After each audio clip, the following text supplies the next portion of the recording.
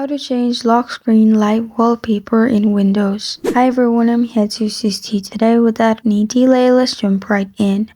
First, open your device and right click on the display. Here, click on Personalize at the bottom. After you click on Personalize at the bottom, you will find this kind of screen pop up. Here, on the left side, click on Lock Screen. After you click on Lock Screen on the left side, you'll find Background. In the bottom of the background, you'll find Windows Spotlight. Click on it. You'll find Pictures. Click on it. You'll find all your pictures. Here, make sure you click on Slideshow.